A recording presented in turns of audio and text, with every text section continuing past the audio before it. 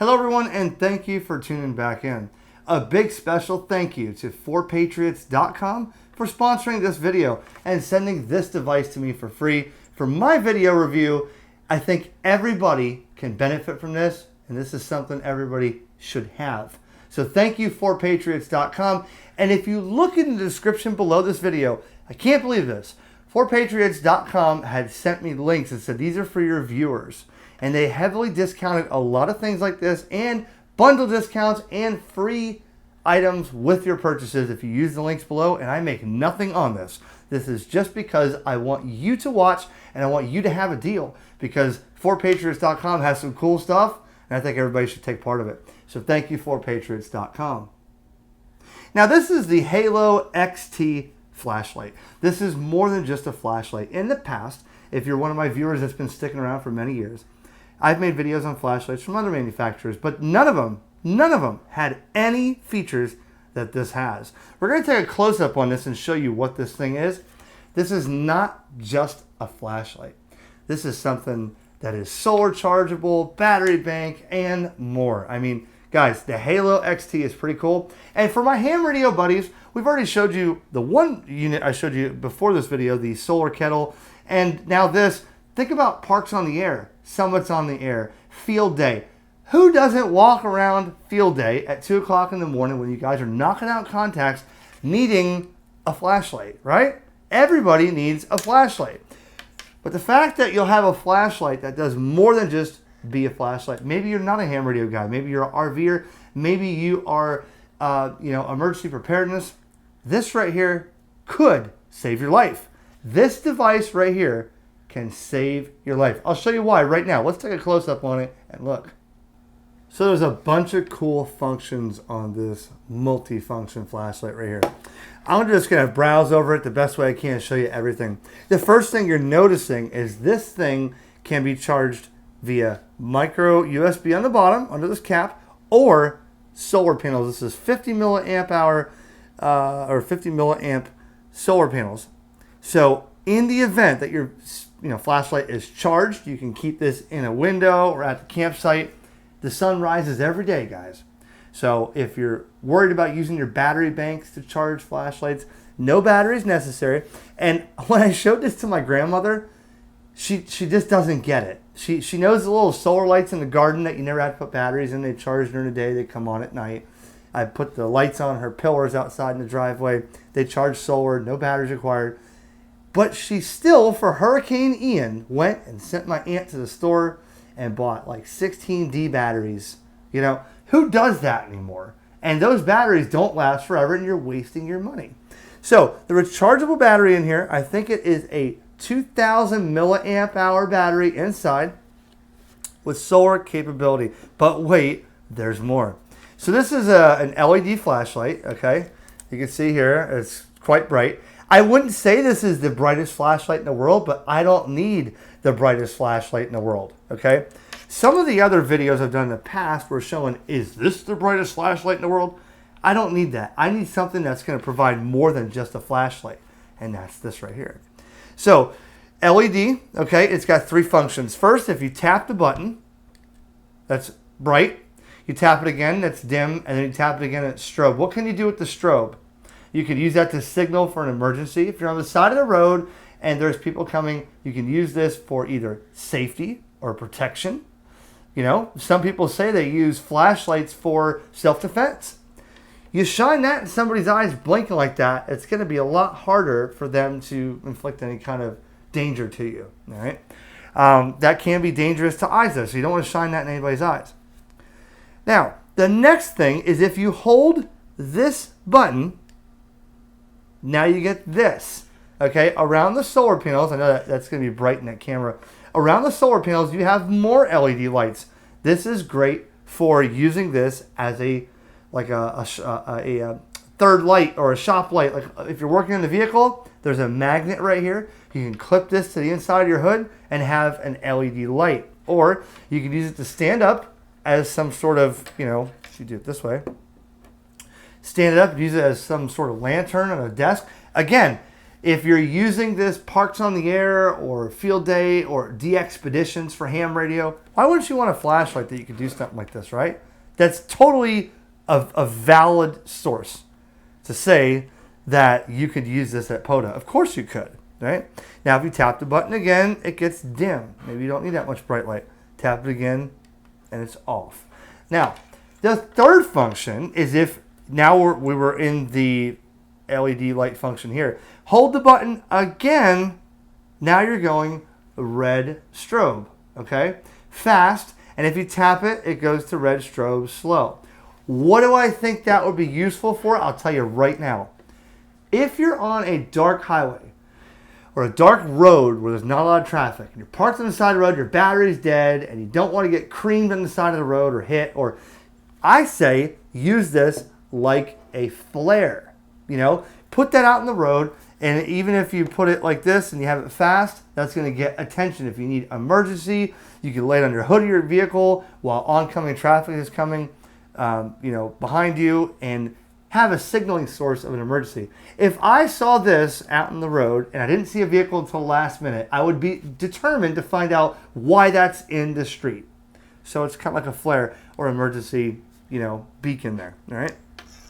So if you hold it again, you go back to flashlight. There you go. You're back to flashlight. So 3 different light functions. Now, on the bottom of this is a compass. So if I set this like this, and I know you probably can't see that. Let's see. Okay. North is on this side. I know the camera's backwards. North is on this side. North is about that way. So if I turn this like this, look. All right. It is facing north. The compass is facing north.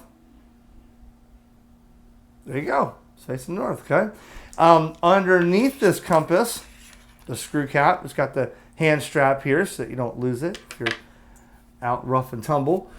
On the bottom, you have your micro USB charging port and a USB because this is a battery bank.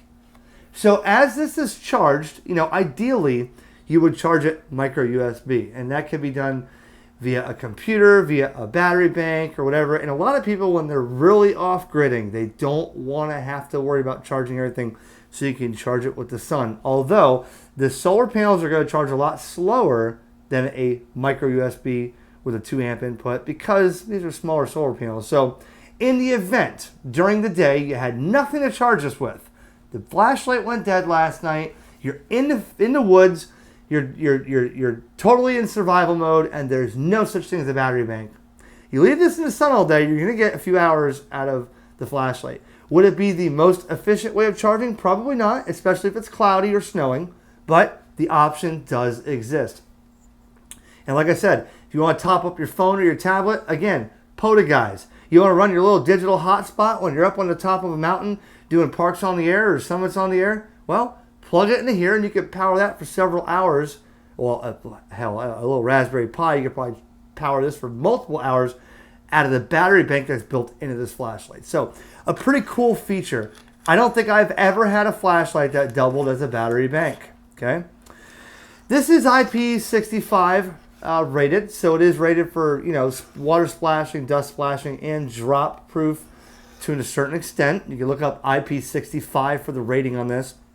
One thing to note, when you get this, there's going to be a clip like this. Okay, that clip comes off. That's only for transit to your house or location so that the battery doesn't get drained if this button gets pushed in transit. You can throw it away, or you could use that in a scenario where you don't want the button to accidentally get pushed in your backpack and go dead when you're hiking up a mountain. Okay, I choose to go like this, and I turn it upside down. It's not in the way, and if I needed to, I could flip it upside down and cover that button. Now, up on the top here, you have see, that does get in the way though, so we're going to take that off for now. You have a hardened steel glass breaker, all right? I've never had to use a glass breaker, and I know this is not the first device in the world to have a glass breaker on it. If you go to Bass Pro Shops and you go to all these military surplus things, whatever, you got something like this that goes on a keychain, and again, there's a use for that. listen at the end of my video. I want to hear some comments about this. If you've ever had to use a glass breaker trapped in your car, I'd like to know about it. But be careful with this. If you keep this, you don't want to put this right here on my wife's glass table, because if this thing rolled over or fell off, that's it.